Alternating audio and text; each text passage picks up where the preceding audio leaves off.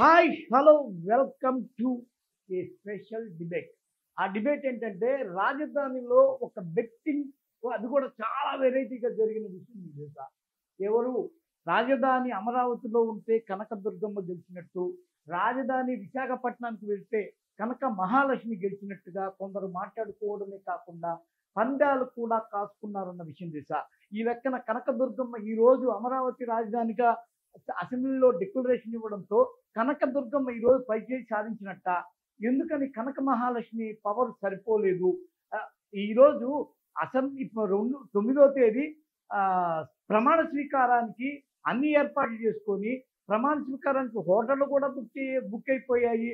ఇక్కడికి అవి మాట్లాడాం, ఇవి మాట్లాడాం, వంటలు వార్పులు అన్నిటినీ రెడీ చేసామని చెప్పి ఒక మాట బయటకు వచ్చిన పరిస్థితుల్లో సడన్ గా విశాఖ నుంచి అమరావతి అంటే విజయవాడకి సీన్ మొత్తం మారిపోయి ఈరోజు కనకదుర్గమ్మే చాలా పెద్ద టాప్ వస్తువు. ఆమెకే ఆకర్షణ శక్తి అధికంగా ఉంది. పైన అమ్మవారు కింద కమ్మవారు అన్న మాట నిజమైంది. ఏమండి బాలుగారు, మీరు విజయవాడ గ్రౌండ్ లో ఉండి మాట్లాడుతున్నారు. ఒక సమయంలో మీ ద్వారా మాకు తెలిసింది ఏంటంటే కనకదుర్గమ్మ వర్సెస్ కనక మహాలక్ష్మి, ఆమె గెలుస్తుందా ఈమె గెలుస్తుందా, కొన్ని బెట్టింగ్లు నడిచిన పరిస్థితులు కూడా ఉన్నాయి. ఈరోజు విజయవాడ కనకదుర్గమ్మ గొప్పైనట్టు నిరూపించబడింది. మరి కనక మహాలక్ష్మి అంత ఇదైపోయినట్టు, ఆమెకు అంత పవర్ సరిపోలేదా? ఏంది అసలు అది? ఏంది ఆ టాపిక్? ఏంది ఏమంటారు మీరు? కనక మహాలక్ష్మీదేవి అంటే శక్తి తర్వాత లక్ష్మీదేవి ఉంటుంది. అన్ని ఈమెలో ఉంటాయి. ఈమెలోంచి ఒక అంశ ఆమె. మూడు ఉండేది ఈమె. ముగ్గురు అమ్మల మూలపటమ్మ, చాలా పెద్దమ్మ, చాలా పెద్దమ్మ, అందరికంటే పెద్దమ్మ. అందువల్ల దుర్గాదేవి శక్తి మొత్తం వీళ్ళెవరూ చాలరు. ముఖ్యంగా అమ్మవారు తలుచుకొని అమ్మవారు అనుకుంది కాబట్టి ఇక్కడ అమ్మవారు గెలిచింది. ఎందుకంటే మేము చెప్పిన మాట మిగతా వాళ్ళు కూడా వినాలి. అందువల్ల దుర్గాదేవి శక్తి ఉందో ఈ లక్ష్మీదేవి కానీ ఇంకా తేలిపోయింది. లక్ష్మీదేవి శక్తి కనక మహాలక్ష్మి దేవి శక్తి సరిపోలేదు, ఆకర్షణ సరిపోలేదు. ఇక్కడ ఈ కనకదుర్గమ్మకి అంత ఆకర్షణ శక్తి ఏముంటది? మరి 2019 నుంచి 2024 మధ్యలో ఆమె ఎందుకు డల్ అయింది? ఈమె పేరు ఎందుకు మారుమోగింది? విశాఖపట్నం డల్ అయింది కదా, ఆమె శక్తి చాలా నిలుపుకోలేకపోయింది. అదే కానీ చంద్రబాబు ప్రభుత్వం కానీ కొద్దిగా ఇదై ఉంటే ఈమె శక్తి అవును నిజమే కొనసాగి ఉండదు. అంటే ఈమె చిన్న చూపు ఎందుకు చూసింది? వాళ్ళు ఏమైనా తప్పులు చేసి ఉంటారా? గత ప్రభుత్వ వాళ్ళు, ఇప్పుడు ప్రస్తుతం వచ్చిన ప్రభుత్వ వాళ్ళు, ఈమెకి ఏమన్నా అపచారం జరిగిందా? అంటే అపచారం అంటే ఇక్కడ మామూలుగా డెవలప్మెంట్ కోరుకుని తీసుకొచ్చి పెట్టుకుందే ఈ అమ్మవారు ఇక్కడ కావాలని. అప్పట్లో ఏదో తప్పులు చేశారు కాబట్టి వాళ్ళు ఓడిపోయారు. మళ్ళీ వీళ్ళు అదే ప్రకారంగా యథాప్రకారంగా వీళ్ళు కూడా తప్పులు చేశారు. మళ్ళీ వీళ్ళని కూడా శిక్షించింది అమ్మవారు. ఈ లెక్కన వీళ్ళని కూడా శిక్షించారు. వీళ్ళు చేసిన తప్పులు ఏముంటాయి, వాళ్ళు చేసిన తప్పులు ఏముంటాయి? ఆల్రెడీ వైజాగ్ ని అమ్మవారు అక్కడ డెవలప్ చేశారు. ధన రూపేనా దిక్కు రూపేనా అన్ని రకాలుగా అక్కడ కనకమహాలక్ష్మి విశాఖపట్నాన్ని పెద్ద పట్టణంగా చేసేసుకున్నారు. ఓకే, కాబట్టి అక్కడ కొరత లేదు, కొరత లేదు. అందువల్ల ఎటువంటి మార్పు లేకుండానే జరిగిపోయింది. ఈ రోజు ఇక్కడ కనకదుర్గ అమ్మవారి ఫలితం ఎలా ఉందంటే, కనకదుర్గ అమ్మవారు తలుచుకొని ఇక్కడ డెవలప్మెంట్ చేద్దామని ఇక్కడ సపరేట్ స్టేట్ తయారు చేసి ఇక్కడ తీసుకొచ్చి పెట్టుకున్నారు. విజయవాడ ప్రాంతంగా అమ్మవారు కావాలి, ఇక్కడ ఉండాలి, కనక వర్షం ఇక్కడ కురిపించింది కాబట్టి ఇక్కడ అమ్మవారు అంతగా తిరుగుతారు. విజయవాడ కేంద్రంగా అవునవును, ఆమె రాత్రిపూట తిరుగుతుంది, రిక్షా ఎక్కి తిరుగుతుంది అని కూడా మాట ఉంది. అవును, తిరుగుతుందన్న మార్పు. ఇక్కడ మంచి ఏదైతే ధర్మం మీద నడుస్తుందో, ధర్మం ఎలా కాపాడుకొని వస్తారో ఆ ధర్మాన్ని నమ్ముకొని ఇక్కడ ప్రజలందరూ బతుకుతుంటారు. అందువల్ల ఆ ధర్మమే వీళ్ళు కాపాడుతుంది. వాళ్ళు అధర్మం చెప్పారు. ఈ రోజు ఈ ప్రాంతాన్ని డెవలప్ చేయకుండా మభ్య పెట్టి చాలా చేశారు కనుక ఆ అమ్మగారు కూడా ఒప్పుకోలేదు. ఇంకొక సెంటిమెంట్ కూడా బాగా వినిపించింది. అప్పట్లో కొంత వ్యవహారం ఉంది. ఈ నడిబొడ్డున దాన్ని ఏమంటారు, అంబేద్కర్ బొమ్మ పెట్టి వాళ్ళంతా వచ్చి తిరిగిపోయారని, అది కూడా అమ్మవారికి నచ్చలేదని, చెప్పించిందని, అదని ఇదని చాలా టాక్స్ సోషల్ మీడియా వచ్చాక చెప్పేదేముంది, ప్రతి ఒక్కరు ఒక్కొక్క వాదన వినిపించడమే. ఇప్పుడు ఇది ఒక కొత్త వాదన, ఎవరు గెలిచారు ఎవరు ఓడారు అనే వరకు వచ్చేసింది ఇప్పుడు అమ్మవారిని పెట్టి. ఇవన్నీ జరిగి ఉంటాయా? అసలు ఏమనుకోవాలి ఇదంతా, ఈ సెంటిమెంట్? ఎందుకంటే బెజవాడ అనగానే పైన అమ్మవారు కిందకి అమ్మవారు, ఇప్పుడు బొమ్మవారు కూడా వచ్చి చేరిందనే కోణం. వీటన్నిటి మీద ఏదైనా జరిగి ఉంటుందా ఒక సెంటిమెంటల్ స్టోరీ? అమ్మవారికి కోపం వచ్చింది, అమ్మవారి కోపం అప్పటికి ఆయన పట్టు వస్త్రాలు మోసుకెళ్ళి ఎన్నెన్నో చేశాడు కదండి, ఎన్నెన్నో యాగాలు, పూజలు, వ్రతాలు. లాస్ట్ లో కూడా ఏదో యాగం చేయించాడు కదా జగన్మోహన్ రెడ్డి. అయినా కానీ ఆయన ఎందుకు అమ్మవారు అదే చెప్పారు ధర్మం యొక్క. ఇప్పుడు ఇక్కడ ఆల్రెడీ ఫస్ట్ మాట ఇచ్చే ఇక్కడ ఒప్పుకున్నాడు ఏమని, అమరావతిలో ఆ రోజు అమరావతి రాజధానిగా ఉంటుంది, అమరావతి చెయ్యండి, మేము కూడా ఒప్పుకుంటున్నాం, అమరావతి రాజధాని అయితే మేము కూడా ఒప్పుకుంటున్నాం అని ఆ రోజు సంతకం పెట్టాడు. ప్రతిపక్షంగా ఉన్నప్పుడు. మళ్ళీ తిరిగి దీంట్లో ఏదో రుచులు ఉన్నాయనే ఉద్దేశంతో అమ్మవారు అంతా ఆక్రమించారు ఈ ప్రాంతాన్ని ఆలోచించి మనం ఇక్కడ ఉండడం ఇష్టపడదు అనే ఉద్దేశంతో అప్పట్లో ఆయన ఎక్కడైతే ప్రవేశించి ఆ ప్రాంతం అంతా ఆయన తిరిగాడు, అక్కడంతా పసుపు నీళ్లు తల్లి ఆ ప్రాంతాన్ని అంతా అవమానించారనే ఉద్దేశంతో నేను ఇక్కడ ఉండలేను, నా వల్ల కాదు, నాకు అవమానం జరిగింది అట్టయ్యాడు. అట్టయిన కారణంగా ఆయన దాన్ని పట్టించుకోకుండా మానేశాడు.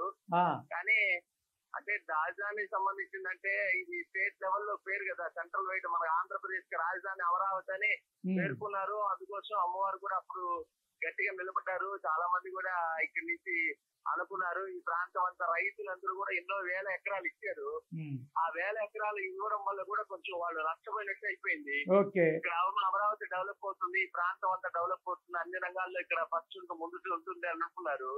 అప్పటికి హైకోర్టు అనే ఐఏఎస్ బిల్డింగ్ లని కొన్ని ప్రాంతాలు రోడ్లు గానీ కొన్ని డెవలప్మెంట్ చేసేసరికి ఇవన్నీ మార్పులు చేర్పులు జరిగి ఆయన నమ్మకుండా జగన్మోహన్ రెడ్డికి అధికారం అప్పచెప్పారు.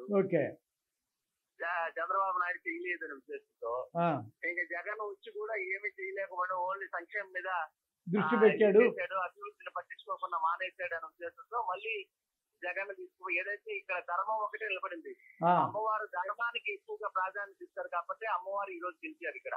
Very good sir, thank you for your opinion, valuable opinion. Okay అండి, అర్థమైంది. ఓకే, అది ధర్మం ఎక్కువ నిలబడుతుందో. రాజు ఇంతకు ముందు కథ ఉంది, అమ్మవారి బెజవాడి కథ ఉంది, చెప్పండి. ఆ కథ ఏంటంటే ఏదైతే రాజు ఉన్నాడో ఇక్కడ రాజు పరిపాలించేవాడు అప్పట్లో. ఆ రాజు ఏం చేసేవాడు, పరిపాలించేటప్పుడు ఏం చేసేది, వాళ్ళ కుమారుడు గుర్రం మీద పోతూ ఒక చిన్న బాబుని ఎవరినో వచ్చి తొక్కిచ్చేస్తాడు. తొక్కిచ్చిన వెంటనే వాళ్ళు వచ్చి ఆ బాధ్యతలు వచ్చి ఆ రాజుని వేడుకుంటారు, అయ్యా మా కుర్రవాడు చనిపోయాడు, ఆ గుర్రంతో తీసుకెళ్లి ఎవరు చంపించేసారంటే వాళ్ళు ఎవరైనా పర్వాలేదు వాడిని శిక్షించండి అని చెప్పి రాజు చెప్తాడు. తీరా చూస్తే ఆ రాజుకి తెలుస్తుంది నా కుమారుడే ఈ విధంగా చేశాడు, మీ కుమారుడే ఇలా చేశారంటే సరే అయినా పర్వాలేదు నా కుమారుడు ఉరిదీయండి అని చెప్తాడు. ఆ ధర్మాన్ని ఆమె ఇదైపోయి ఆమె అమ్మవారు ఆ ఏదైతే మెప్పు పొందిందో అమ్మవారి దగ్గర మెప్పు పొందాడో ఆ రాజు, నీ ధర్మ రీతికి నేను ఇదైపోయాను, నీకు నీ నీతిని నేను ఇది చేశాను, అందువల్ల నేను నీ బిడ్డని కాపాడుతాను, ఆ చనిపోయిన బిడ్డని కాపాడుతాను అని చెప్పి కనకవర్షం ఈ రాజ్యాన్ని ఇంకా ఈ బెజవాడ ప్రాంతాన్ని ఇంకా అభివృద్ధి చెందనివ్వు అని చెప్పని ఆ రోజు కనకవర్షం పుట్టించారు అమ్మవారు. అందువల్ల ఈ అమ్మవారు అక్కడ ధర్మం ఎవరైతే నీతిగా నిజాయితీగా ఉంటారో ఆ ధర్మాన్ని కాపాడుతుంది కాబట్టి అమ్మవారు ఇక్కడ నిలబడ్డారు. అయితే నాకు అర్థమైంది ఏంటంటే ఆల్రెడీ కనక మహాలక్ష్మి కావాల్సినంత ధనవంతురాలు కాబట్టి అక్కడ సుభిక్షంగా ఎలాగూ ఉంది కాబట్టి ఆమె దీన్ని పెద్ద సీరియస్ గా తీసుకోలేదు. కానీ ఇక్కడ ఇంకా జరగాల్సిన చాలా ఉంది కాబట్టి ఇక్కడ మళ్ళీ తిరిగి ధర్మ సంస్థాపన జరగాలి కాబట్టి ఆయన మాట తప్పాడు కాబట్టి తిరిగి ఆయన ఇచ్చిన అవకాశాన్ని కూడా వాడుకోలేదు కాబట్టి ఇది 100కి 1000% మళ్ళీ తిరిగి ఇక్కడికే ఇదంతా రావాలి అని ఒక అతిపెద్ద ఆదిపరా శక్తి స్వరూపిణి కాబట్టి శ్రీచక్ర వాసిని కాబట్టి ఎన్నో మహత్తరమైన నిష్ఠాగరిష్టమైన పూజలు ఈమె వైపు జరుగుతాయి కాబట్టి ఈమె ఆకర్షణే ఇక్కడ విజయం సాధించినట్టుగా చెప్పాలి. అంతేగా? అవును, అంతే. ఓకే అండి, థ్యాంక్ యూ. అమ్మవారే. Thank you. ఓకే. ఇప్పుడు ఇది ఇలాంటిది ఒకటి ఉందా? అసలు వీళ్ళిద్దరి మధ్య అలాంటి పోటీ ఒకటి నడిచి ఉంటుంది. ఒక సాధారణ గృహిణి మాటల్లో ఏముంటుంది, ఏం తెలుసుకున్నాం. కారణం ఏంటంటే ఇక్కడ ఇతను ఒక విజయవాడ వాసిగా మనకి ఒక కంక్లూషన్ ఇచ్చాడు ఆయన. మనకిప్పుడు విశాఖపట్నంలో ఎలాంటి కండిషన్ ఉంది, అసలు కనక మహాలక్ష్మి ఎందుకు లైట్ తీసుకున్నట్టు. ఎందుకంటే కనక మహాలక్ష్మి నేను ఈ రోజున రాజధాని ఉన్నా లేకపోయినా విశాఖ అనేది నాకు ఎప్పటికీ తక్కువ ఎక్కువ ఏం లేవు, అంతా ఆల్రెడీ అంతా కంప్లీట్ డెవలప్డ్.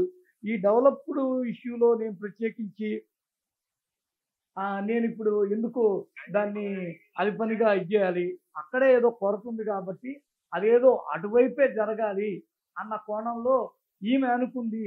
ఏది కనక మహాలక్ష్మి కూడా ఒప్పుకుంది. ఆమె సపోర్ట్ కూడా ఈ రోజున అమరావతికి ఉండే అవకాశం ఉంది అనే ఒక మాట మనకి చాలా స్పష్టంగా వినిపించింది.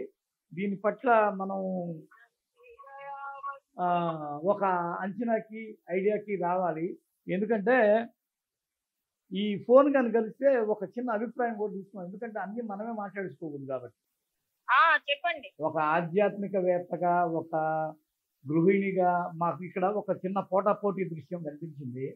ఈరోజు అమరావతి రాజధానిగా మళ్ళీ తిరిగి నిర్ణయించబడడం ద్వారా కనక మహాలక్ష్మి కనకదుర్గమ్మ మధ్యలో జరిగిన హోరాహోరీ పోరాటంలో ఓ బెట్టింగ్ జరిగింది. కనకదుర్గమ్మ గెలుస్తుందా, కనక మహాలక్ష్మి గెలుస్తుందా అని. ఆ విషయం బయటపడింది ఉదయాన్నే. దీంతో ఈ రోజున అమరావతి తిరిగి రాజధాని అవడం వల్ల కనకదుర్గమ్మే గెలిచింది, కనక మహాలక్ష్మి ఓడిపోయింది అనే ఒక టాక్ బయటకు వచ్చింది. దాన్ని మీరు ఎలా సమర్థిస్తారు? కనకదుర్గమ్మ అనేది ఆమె ఎలా వెలిసిందంటే ఒక రాక్షసుని చంపడానికి 33 కోట్ల దేవతలందరూ కలిసి ఆమె కాబట్టి ఆమెకి అలాంటి వాడిని చంపడానికి అంత పెద్ద శక్తి కావాలి. కాబట్టి ఎవరి వల్ల కాలేదు, శ్రీమన్నారాయణుడి వల్ల కాలేదు, శివుడు వల్ల కాలేదు, ఎవరి వల్ల కాలేదు. కాబట్టి అన్ని దేవతలందరూ కలిసి ఆమెకు ఒక్కొక్క అంగాన్ని ఇచ్చారు శరీరంలో. అందువల్ల వాళ్ళందరూ కలిసి ఏర్పాటు చేసిన మహాశక్తే ఆమె కనకదుర్గమ్మ. కాబట్టి ఆమె గెలవడంలో తప్పేముంది, ఆమె గెలిచింది. కాబట్టి ఆమె సర్వశక్తి స్వరూపిణి, అమ్మలగమ్మ అమ్మ, ముగురమ్మల మూల పుటమ్మ, చాలా పెద్దమ్మ, అన్ని కలిసిన శక్తి. కాబట్టి కనక మహాలక్ష్మి ఆమెలోని ఒక అంశ. కాబట్టి ఇద్దరు గెలిచినట్టే. ఆమె సపరేట్ కాదు, ఆమెలో ఉన్న ఒక అంగమే కనక మహాలక్ష్మి. ఒక రూపం, ఒక అంశం, ఒక రూపం, ఒక అంశం, ఒక భాగం, ఆమెలో ఒక భాగం. ఎవరెవరు ఎన్ని భాగాల్లో వెళ్తారు అనేది నేను నా సత్యధర్మ దర్శనంలో పెద్దమ్మ తల్లి ఎలా ఏర్పడింది, ఆ దుర్గామాత గురించి ఆమె ఎలా అది చూసే నేను మీకు ఫోన్ చేశాను. మీరు దాన్ని ఎలా సమర్థిస్తారు ఏంటని. మరి ఇప్పుడు ఆ విశాఖపట్నంలో రాజధాని వెలిస్తే కనక మహాలక్ష్మి గెలిచినట్టు, అదే అమరావతిలో రాజధాని వెలిస్తే ఈమె కనకదుర్గమ్మ గెలిచినట్టు అని ఒక చిన్న పోటీ నడిచిందని విన్నా. అందువల్ల ఈ వీడియో చేయడం. తెలియని వాళ్ళు అలా అనుకుంటుంటారు, కానీ తెలిసిన వాళ్ళైతే పండితులు గాని మంచి మంచి వాళ్ళందరికీ చరిత్ర తెలిసిన వాళ్ళైతే ఎవరు అనుకోరు అలాగా. అంతా ఒకటే, అంతా ఆమె. ఇక్కడ ఇది జరగాలి కాబట్టి ఈమె దాన్ని చార్జ్ తీసుకొని ఆ అవకాశాన్ని మరింత ఎక్కువ అన్ని దేవతలు కలిసి నిర్ణయించారు, అక్కడైతేనే బాగుంటది అని దేవతలు కూడా అనుకున్నారు. అది కాబట్టి 3 కోటి దేవతలు కలిసి నిర్ణయించిన ప్లేస్. దుర్గమ్మ గెలిచిందంటే 3 కోటి దేవతలు గెలిచినట్టు వాళ్ళ ఆశీర్వాదం ఉన్నట్టు అంతేనా? వాళ్ళ ఆశీర్వాదం ఆయన చంద్రబాబు నాయుడికి. ఆయన కూడా ఒక రకంగా దైవ భక్తుడే కాబట్టి వాళ్ళు కూడా దైవాన్ని బాగా పూజ చేస్తారు కాబట్టి ఆయనకి ఆ థాట్ ని ఇచ్చింది అమ్మవారు. Okay, thank you for your పెట్టడం అనేది మంచిది opinion. Thank you. Thank you. చూసారు కదా, అంటే ఒక ఆధ్యాత్మికవేత్త నాగేశ్వర్ గారు మనకు చెప్పింది ఏంటంటే, ఇది పోటాపోటీ కానే కాదు, ఇక్కడ జరగాలనుందని అందరు దేవతలు అనుకున్నారు కాబట్టి అమరావతిని ఈ విధంగా బుద్ధుడికి తిరిగి తీసుకొచ్చి అవకాశాన్ని ఇచ్చారు. ఆయన యొక్క ప్రతిమతో ఈరోజు మళ్ళీ అమరావతి మళ్ళీ ఒక పూర్వ వైభవానికి వచ్చే అవకాశం కనిపిస్తుంది. దీని వెనక ముక్కోటి దేవతల ఆశీర్వాద బలం ఉంది అని అన్న కంక్లూజన్ మనకి వచ్చింది. That's it.